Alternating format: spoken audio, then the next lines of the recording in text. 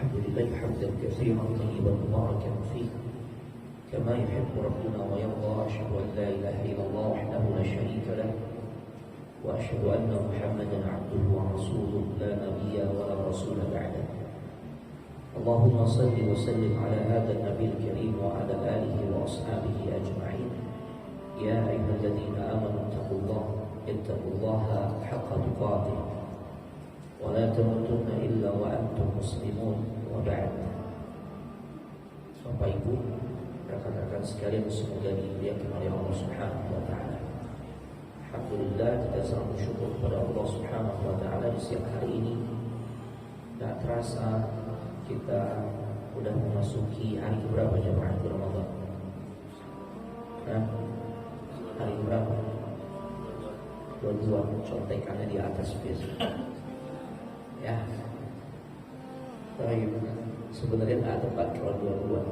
Ini hari ke-21. Semalam malam ke-21. Hari ini hari ke-21.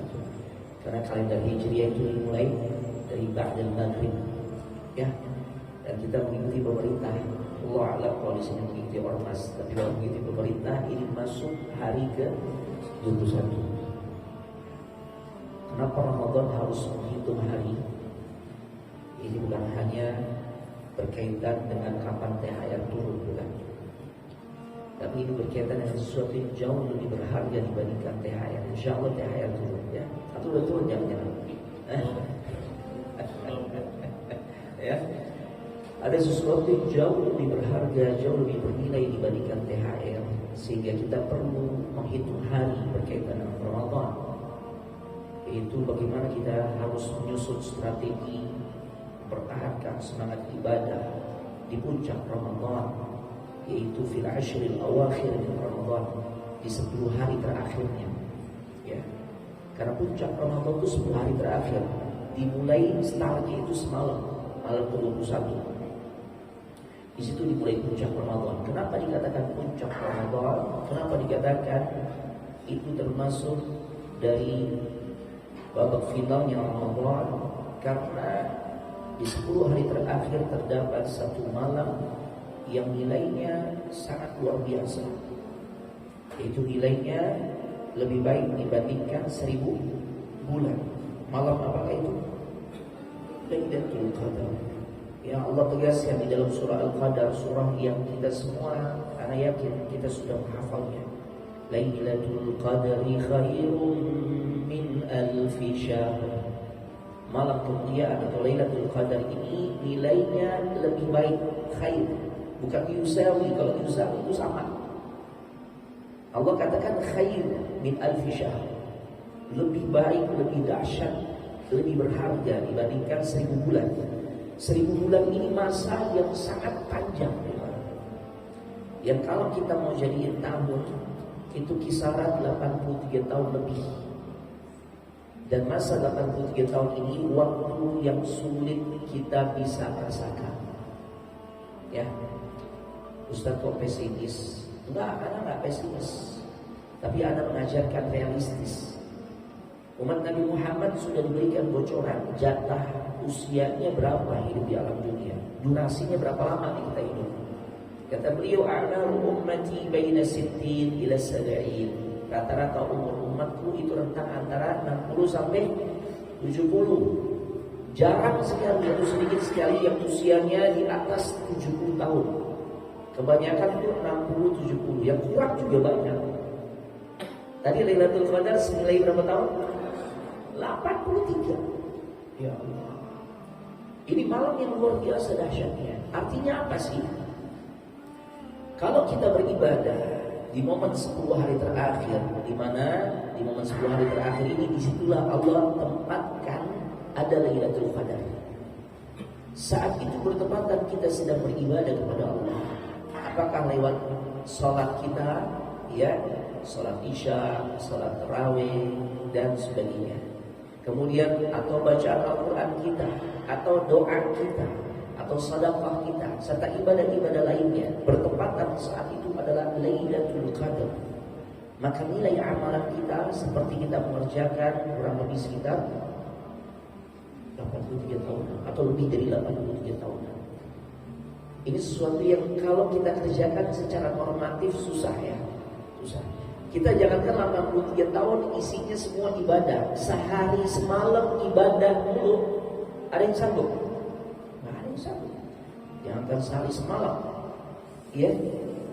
Kita sholat tarawih tambahin durasinya sedikit nih. Umumnya di Indonesia durasi sholat tarawih berapa lama? 30 menit.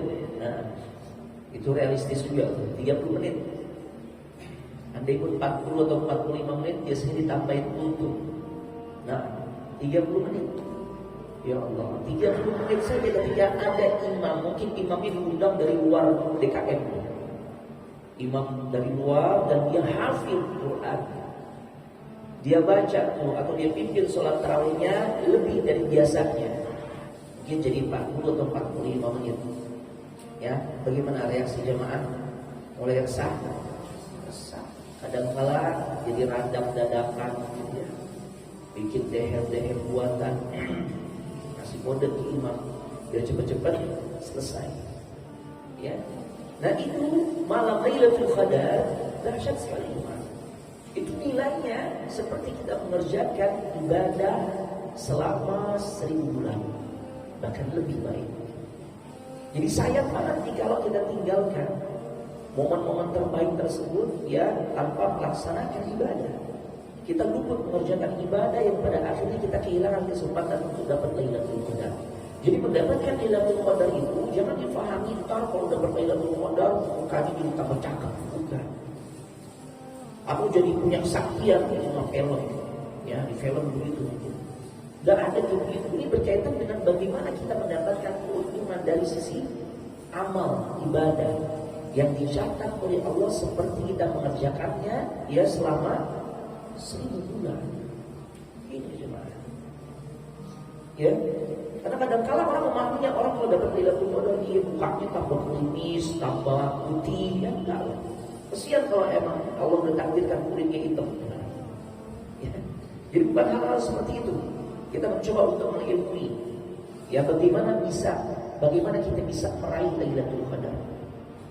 Tidak lain kita harus lebih maksimal di dalam beribadah kepada Allah Subhanahu wa taala.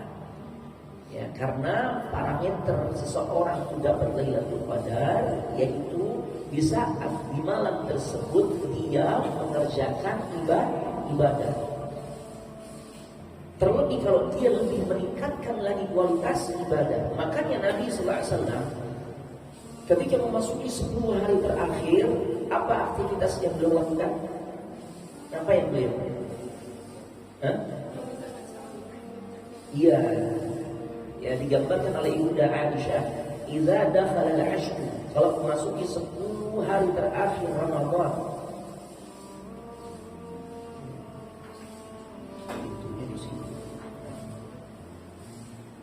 Baik.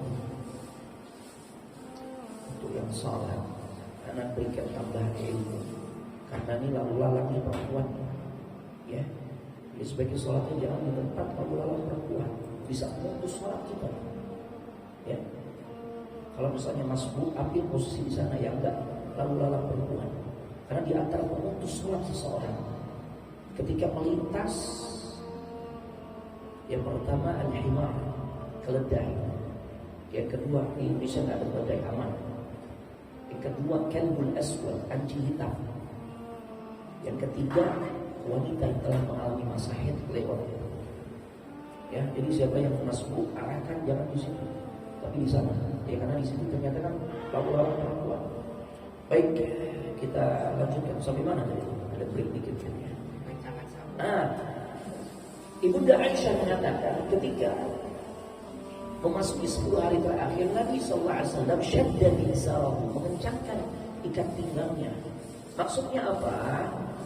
Beliau fokus ibadah, menjauhi istri, dan ibadahnya khusus. Dalam bentuk apa ibadahnya? Pergi ke masjid, stay di masjid, ya yang disebut dengan istilah i'tikaf.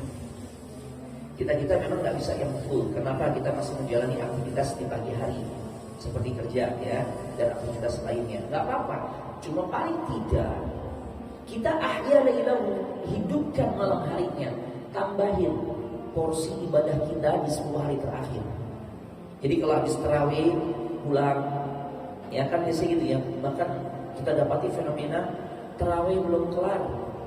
Misalnya antum ikuti di satu masjid tarawihnya 11 rakaat, 8 rakaat cabut. Ada gak fenomena kayak begitu? Sah gak sholatnya? Sah gak sholatnya? Sah gak tarawihnya? Sah. Cuma Anda rugi. Kenapa rugi Ustaz? Karena Anda kehilangan kesempatan untuk mendapatkan catatan pahala salat semalam penuh. Syaratnya bagaimana? Man qama ma'al imam hatta yansarifa kutiba lahu qiyamul lailah. Barang siapa yang salat bersama imam, maksudnya salat tarawih, dia jadi makmum. Ya. Cara salatnya adalah hatta yansarifa. Imam menyelesaikan salatnya, dia ikut selesai. Jangan 8 rakaat cabut. Ya.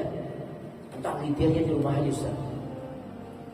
Boleh, sah, tapi dia kehilangan kesempatan untuk mendapatkan pahala sholat semalam penuh. Karena Nabi katakan hatta yansarifa kutiba lahu qiyamul lailah. Dia ikut sholat tarawih bersama imam sampai imam menyelesaikan sholatnya. Kita ikut yang 11 rakaat, ikut sampai 11.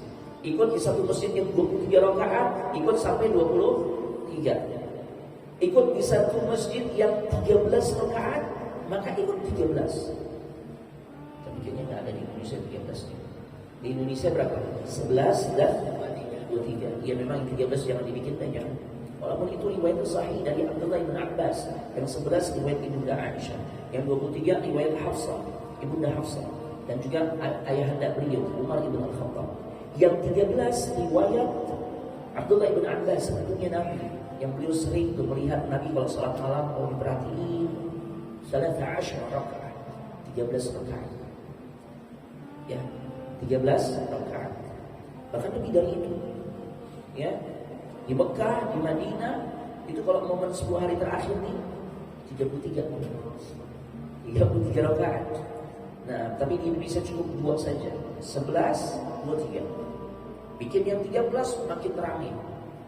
Ya, 11, 23 aja seringkali bagi jamaah yang kurang berilmu menjadikan dirinya hatinya sempit.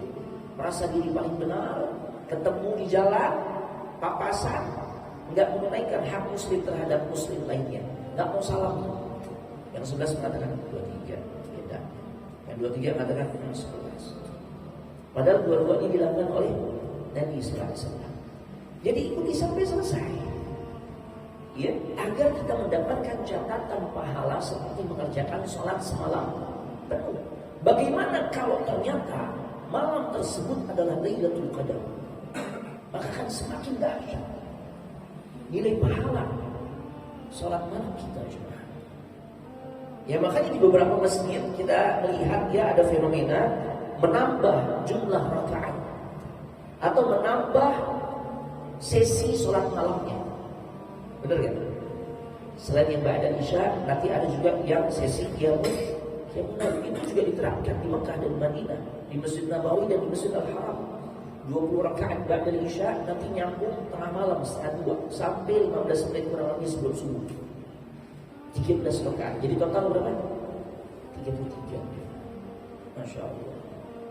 Nah, ini di antara cara untuk bisa mendapatkan Lailatul Qadar. Karena kalau kita sudah kondisikan kita selalu tarawih di momen 10 hari terakhir, maka insya Allah bukankah Lailatul Qadar itu terjadi di malam hari? Dan bukankah pula sholat malam, sholat tarawih kita di Ramadan itu di malam hari? Maka tips pertama untuk bisa meraih Lailatul Qadar, jangan pernah meninggalkan sholat tarawih di momen 10 hari terakhir. Mau sesibuk apapun antum, sempatkan. Antum gak sanggup berjamaah karena ada liburan Ustaz, dan ini terkejar oleh atau dikejar deadline, ya sudah.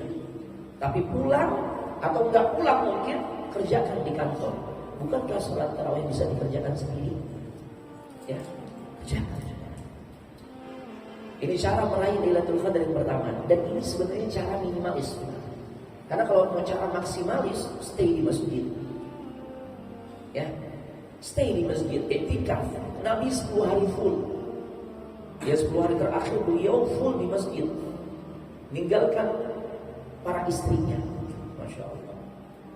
Ya, Anda bahasakan para istrinya, karena memang Nabi istrinya lebih dari satu, ya, istri beliau banyak. Taib, istri beliau 9, fi riwayat 11. Insyaallah. Taib. Nah, seperti itu juga. Jadi yang pertama, tips untuk bisa meraih Lailatul Qadar, jangan tinggalkan salat tarawih. Yang kedua, jangan meninggalkan salat Isya dan subuh secara berjamaah. Ini anak kasih standar minimal dulu berjamaah. Ya. Jangan tinggalkan salat Isya dan salat subuh, ini khusus buat laki-laki. Karena bagi perempuan, hukum asalnya ya bagi perempuan sebaik-baik salat bagi perempuan adalah fi baitiha, di rumahnya. Tapi sewaktu-waktu ingin salat, ya kita yang laki-laki, yang suaminya, kemudian kita yang saudara laki-lakinya, ya jangan melarang. Kata Nabi, la tamna'u ima Allah. Jangan kalian larang tuh wanita-wanita yang ada di rumah kalian, apakah istri, ibu, bibi, ponakan perempuan, anak perempuan, yang ketika mereka mau berangkat ke masjid, mau ibadah, mau kajian, jangan dilarang. Tapi perlu diingatkan kepada mereka, hukum asalnya yang paling afdal bagi mereka ibadahnya adalah di rumah. Nah, bagi kita yang laki-laki, ya untuk bisa meraih Lailatul Qadar, standar minimalnya adalah jangan juga tinggalkan sholat Isya dan juga sholat subuh secara berjamaah. Nabi sallallahu alaihi wasallam sabdakan dalam hadis riwayat Imam Muslim, "Man shalla al-Isya fi jamaah." Barang siapa yang mengerjakan sholat Isya secara berjamaah, fa ka'annama qama nisfal lail, maka seakan-akan dia telah sholat setengah malam. Ya. Salat Isya berjamaah maka dinilai seperti dia mengerjakan salat setengah malam. Wa man shalla as-subha fi jama'atin fa ka'annama shalla al-lail kullah. Ya. Barang siapa yang kemudian dia juga salat subuh secara berjamaah, kita yang laki-laki di masjid, maka seakan-akan dia seperti salat semalam ini ya, jadi jangan luput salat tarawih, kemudian salat Isya dan subuh berjamaah. Kemudian cara berikutnya untuk meraih Lailatul Qadar, dan ini masih yang standar minimalis. Momen 10 hari terakhir kita tentu ingin merasakan kelezatan atau manisnya beribadah kepada Allah. Dijelaskan tafaqqadu al-halawa fi thalatha. Carilah, rasakanlah kenikmatan manisnya beribadah itu pada 3 hal. Ada 3 amalan ibadah. Yang pertama fi shalah, di dalam salat kita. Makanya tadi yang pertama salat tarawih jangan sampai luput. Yang kedua salat Isya dan subuh. Kemudian kelezatan atau manis beribadah bisa kita dapatkan pada amalan yang berikutnya, yaitu wal Quran, bacaan Al-Quran. Nah, seminim-minimnya sebagaimana hadis yang diriwayatkan melalui jalan sahabat Tamim Ad-Dari, hadis yang diriwayatkan oleh Imam Ahmad melalui sahabat Tamim Ad-Dari, bahwasanya ya Rasul sallallahu alaihi wasallam bersabda, qala Rasulullah sallallahu alaihi wasallam, bersabda Rasul sallallahu alaihi wasallam, man qara'a bi mi'ati ayah fi lailah kutiba lahu qunutu lailah. Barang siapa seseorang yang dia membaca Al-Qur'an paling tidak 100 ayat di satu malam, maka akan dicatat untuk dirinya seperti dia menghidupkan malam tersebut secara penuh dengan ibadah. Jadi 100 ayat. Ya, tergantung kemampuan kita nih. Jadi kita tinggal lihat juz'u amma, ya surah-surah pendek. Ad-Duha berapa ayat nih? Gabung dengan apa lagi ya? Pokoknya 100 ayat. Ya, kita baca di malam hari. Maka apa yang akan kita dapatkan? Nabi katakan dicatat untuk dirinya seperti dia menghidupkan malam dengan ibadah semalam penuh. Standar minimal seperti itu juga. Apalagi kita bisa baca 1 juz bahkan lebih. Masya Allah. Kemudian yang ketiga, kita ingin merasakan lezatnya atau nikmatnya beribadah, merasakan kedekatan kepada Allah Subhanahu wa taala atau dengan Allah Subhanahu wa taala, khususnya di momen 10 hari terakhir, yaitu lewat amalan doa.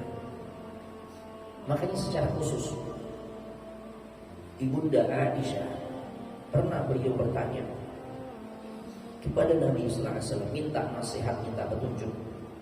Ya Rasulullah, bagaimana jika aku sangat yakin di antara 10 malam yang kulewati, di 10 malam terakhir itu aku sangat yakin salah satu malam yang kulewati tersebut adalah Lailatul Qadar.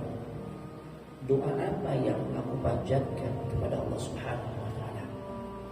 Maka Nabi sallallahu alaihi wasallam mengatakan kepada istrinya, yang sebenarnya hakikatnya apa yang beliau sampaikan kepada istrinya ini adalah pengajaran buat kita semua.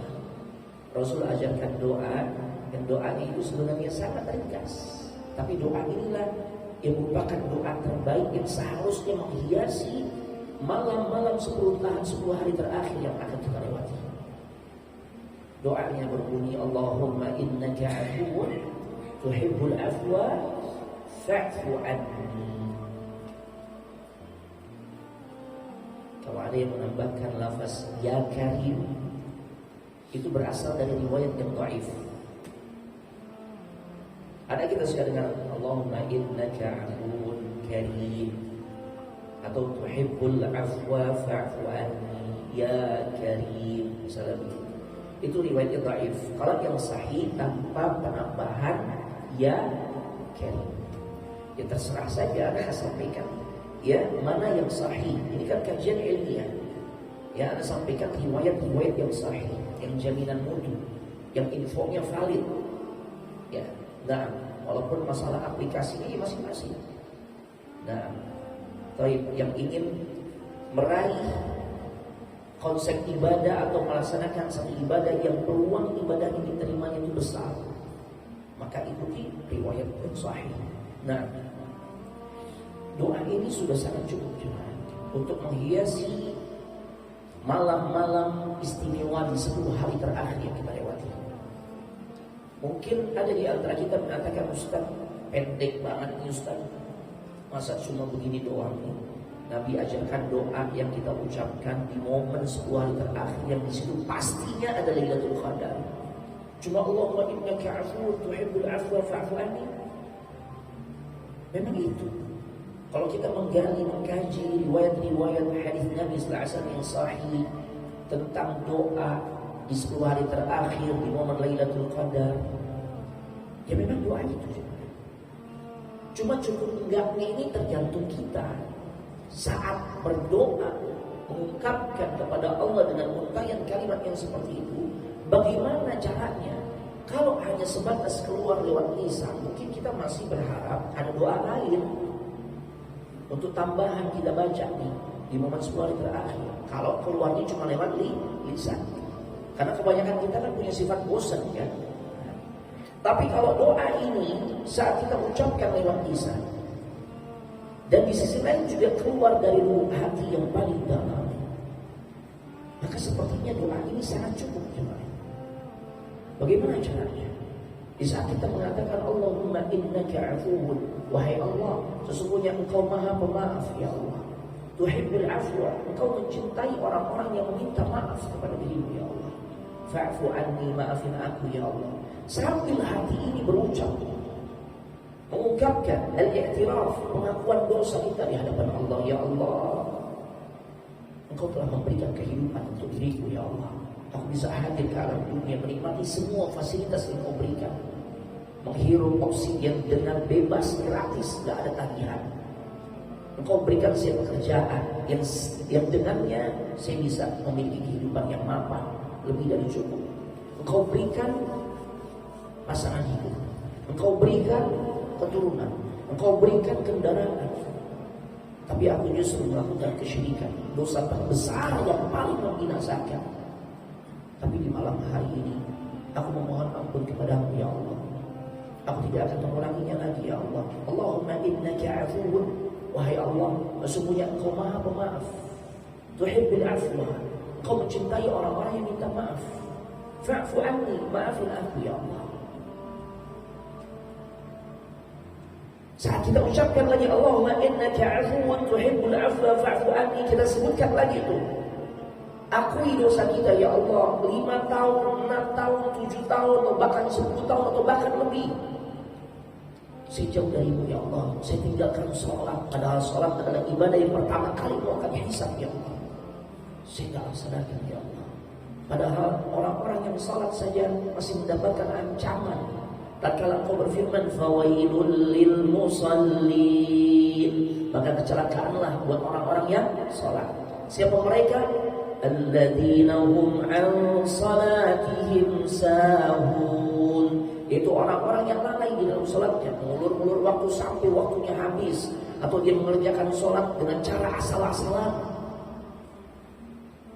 tidak terpenuhi rukun-rukun sholatnya, jauh mengikuti tata cara konsep sholatnya Nabi. Padahal Nabi katakan sallu kama ra'aitumuni usalli. Dan itu kita dapati fenomena di negeri kita cintai, memegang rekor dunia yang sampai saat ini belum terpecahkan. Pemegang rekornya di Indonesia, Pak. Nggak tanggung-tanggungnya rekor dunia, Pak. Cuma rekor yang memalukan. Sholat tarawih 23 rakaat 7 menit. Silakan lihat di YouTube masih ada. Ya, ini rekor belum terpecahkan, Pak. Demi Allah, salat yang begitu sah ya? Enggak sah. Kita belajar dari kecil. Salah satu rukun salat itu maknina, tenang. Setiap gerakan yang kita lakukan dengan tenang, tidak buru-buru. Ya. Dan kalau 23 rakaat 7 menit, gimana tuh makninanya? Kita datang kepada Allah lewat munajat, kita sampaikan Allahumma innaka afuwun, wahai Allah, sesungguhnya Engkau Maha Pemaaf, tuhibbul afwa, Engkau mencintai orang-orang yang minta maaf. Saya tinggalkan ya Allah kebiasaan sholat seperti itu. Fa'fu anni, maafin aku ya Allah. Apalagi yang enggak sholat gimana? Datanglah kepada Allah di momen 10 hari terakhir lewat munajat yang kita sampaikan. Yang isi munajat tersebut tidak lain adalah permohonan ampun kepada Allah. Cuma kita kebanyakan kepedean nih, merasa gak banyak dosa. Gimana? Belum lagi dosa-dosa yang pasangan hidup kita tuh gak tahu, masih menjadi skandal yang rahasia. Pengkhianatan kepada pasangan hidup, menjalin hubungan dengan orang yang tidak halal buat diri kita. Dan ini tidak hanya dilakukan oleh seorang laki-laki, perempuan pun sama, punya potensi untuk melakukan perselingkuhan. Nggak tahu pasangan hidupnya, anak-anaknya, orang tuanya, sahabatnya nggak ada yang tahu, tapi Engkau Maha tahu ya Allah. Aku datang, Allahumma innaka afuwun tuhibbul afwa fa'fu anni, maafin aku ya Allah. Karena Engkau Maha Pemaaf, Engkau mencintai orang-orang yang minta maaf, yang minta ampun, maafin aku ya Allah. Allahumma innaka afuwun tuhibbul afwa fa'fu anni. Doa ini seharusnya selalu menghiasi malam-malam terbaik di 10 hari terakhir untuk bisa meraih Lailatul Qadar, sambil kita mengucapkan, mengakui dosa. Ya Allah, Engkau perintahkan untuk bakti kepada kedua orang tua. Wa qadha rabbuka alla ta'budu illa iyyah wa bil walidaini ihsana. Dan Rabbmu telah menetapkan untuk dirimu, mewajibkan untuk dirimu, janganlah engkau beribadah kecuali hanya kepada Allah. Perintah berikutnya adalah berbaktilah kepada kedua orang tua. Tapi kita justru durhaka. Kalau orang tua kita masih hidup, kita tinggal datang, kita cium tangannya, cium kakinya, kita peluk, kita minta maaf. Saya nggak ulangi lagi, wahai abi, wahai umi, wahai ayah, bunda. Tapi bagaimana kalau orang tua kita ternyata sudah meninggal? Kelakuan kita sampai akhir kehidupan orang tua kita itu nggak baik dan diri. Kepada siapa kita minta maaf? Kepada siapa kita minta ampun? Kepada Allah. Allahumma innaka afuwun tuhibbul afwa fa'fu anni. Baik. Karena udah jam 1. Sebenarnya materinya banyak gimana? Coba kalau kajian di kantor mana-mana yang singkat ya. Nah, terlebih memang ini ujian berat buat ustaz. Isi kajian di momen zuhur dan ba'da subuh. Karena itu momen yang paling enak untuk bobok siang. Itu tadi anak innal hamdalillah ya, ada di antara antum bismillahumma amutu wa ahya. Baca doa tidur ya. Baik. Ada pertanyaan jemaah silakan. Foto.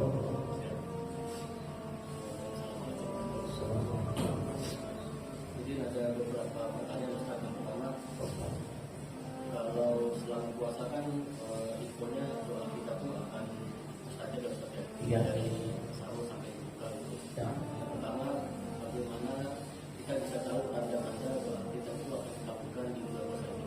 Terus yang kedua, bagaimana tanda-tandanya kita bisa mendapatkan malam Lailatul Qadar itu. Bagaimana? Tanda-tandanya kita bisa mendapatkan malam Lailatul Qadar itu. Terus yang ketiga, apa hukumnya kunut witir Ustaz? Karena beberapa saya lihat ada yang bilang itu sahih, ada yang bilang itu doif juga ya. Mohon penjelasannya itu. Dan satu lagi, Masya Allah. ada di Jawa ini pernah lihat ada orang yang tarawih itu satu malam 30 juz gitu. Nah itu hukumnya gimana Ustaz? Apakah sebaiknya malam itu dipakai buat istirahat gitu apa? Seperti apa kalau yang ada Satu malam 30 juz. Iya, pernah lihat di YouTube. Itu hukumnya gimana Ustaz?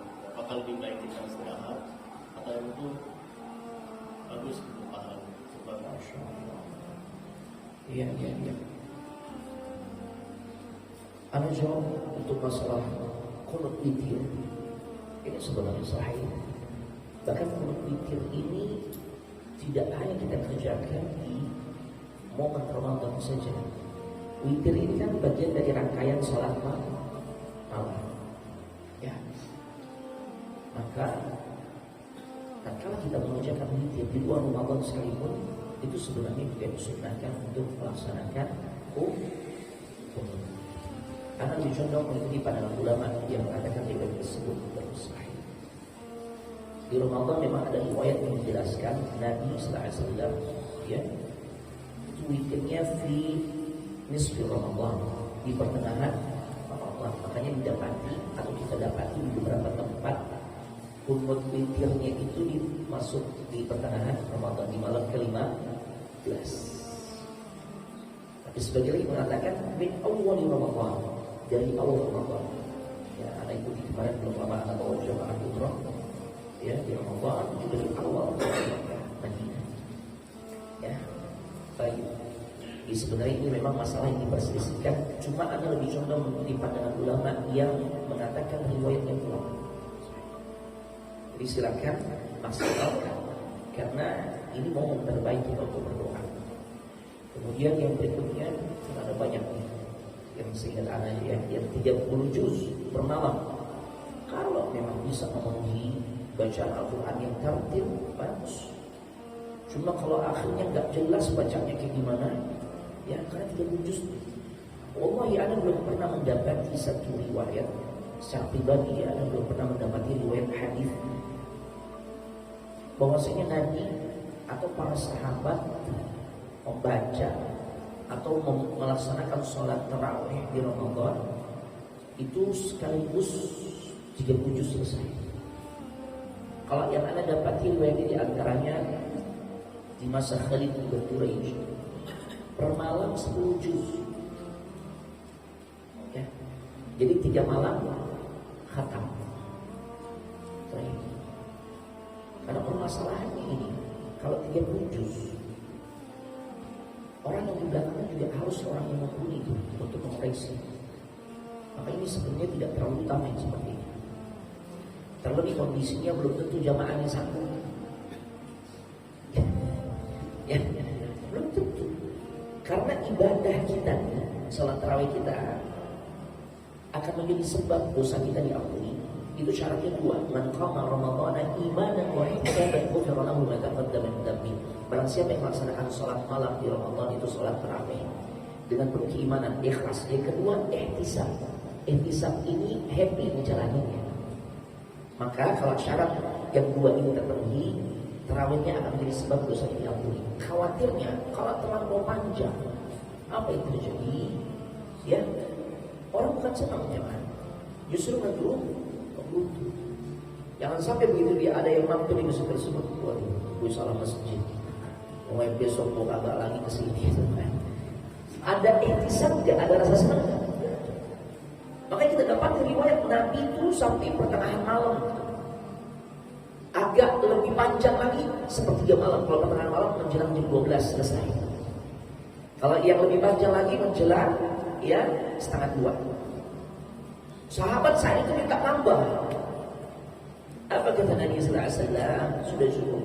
Man qama ma'al imam hatta yansarifa kutiba lahu qiyamul lailah. Kalau kalian sudah salat malam bersama imam sampai imam menyelesaikan salatnya, walaupun enggak sampai penuh, sampai subuh menjelang subuh, maka kalian sudah dicatat seperti mengerjakan salat semalam. Baik. 2 pertanyaan.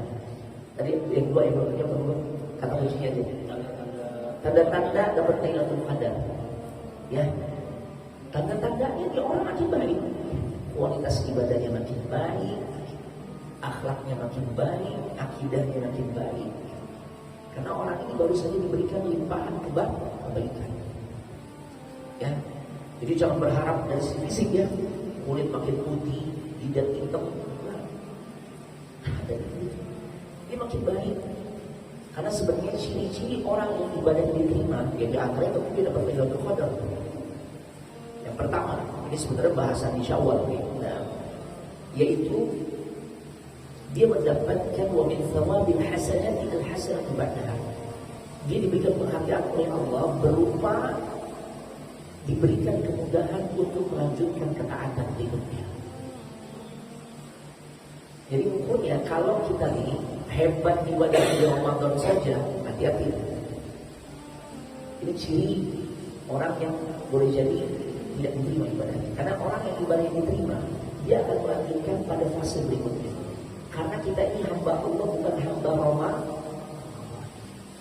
Kalau mau lihat nih orang di umroh ini diterima apa enggak? Sepulang umroh ya, jangan pada saat umroh. Kalau saat umroh, kita memang dikondisikan ceritaan. Momen yang selalu kita tunggu-tunggu apa? Sholat jamaah. Ya. Pertanyaannya pulang umroh begitu enggak? Kalau ternyata pulang umroh, bro, udah masuk adzan, udah masuk waktu sholat nih. Yuk berjamaah, aneh titip salam, bro. Dia nggak lanjutin ketaanannya, nggak diterima. Bukan ciri orang yang diterima ibadahnya. Jadi ciri-cirinya itu pasca menjalani musim Ramadan. Gimana kelihatannya orang? Kalau makin baik, insya Allah. Ya, baik. Jangan juga terkena jebakan syaitan. Sebuah hari terakhirnya, insya Allah dapat Lailatul Qadar. 80 tahun, udah jadi rampelan aja deh. Hati-hati, hati-hati. Satu lagi bang, kan 4 tadi. Kita terkabul sama proposal. Nah, Saat puasa tanda-tanda doa terkabul. oh, ini doa dikabulkan secara umum itu dengan 3 cara. Seringkali kita itu kan menganggap doa kita dikabulkan kalau minta A dibayar cash A, gitu ya. Minta ya Allah, saya masih jomblo ya Allah, saya pengen dapat istri pasangan hidup yang putih, hidung mancung, yang ada usul pipinya, asalnya dari ini. Ternyata dapat tuh seperti apa kita minta. Berarti itu cara pertama. Imma an tu'ajjala lahu da'watuhu.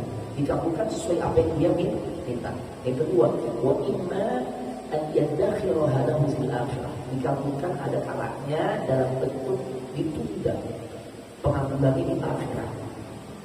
Bentuknya dua, raf'ud darajat ai takfirus sayyi'at, pengangkatan derajat di sisi Allah atau penghapusan dosa. Dan dosa-dosa yang dilakukan dia belum sempat taubat.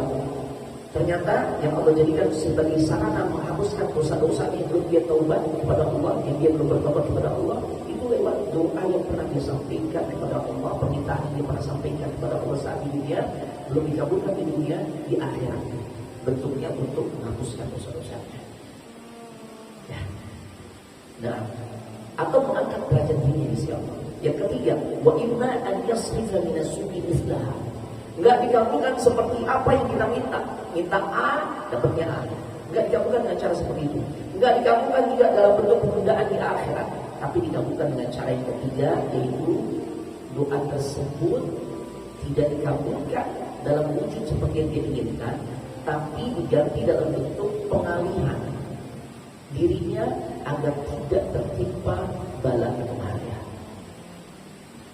Ya. Nah, jadi tidak serta-merta doa itu dikabulkan bentuknya adalah sesuai dengan apa yang kita minta, cash and carry. Nah, kalau kita paham seperti ini, ya sudah, fokus kita yakin doa pasti dikabulkan. Terserah Allah, Allah mengabulkan dengan cara yang seperti apa. Yang paling penting adalah terus berbanyak doa. Ada lagi cuma, ibu-ibu ada yang mau nanya? Nah, ada yang sebelah sini? Foto, antum mau nanya? Nah, panas. terfoto, silakan.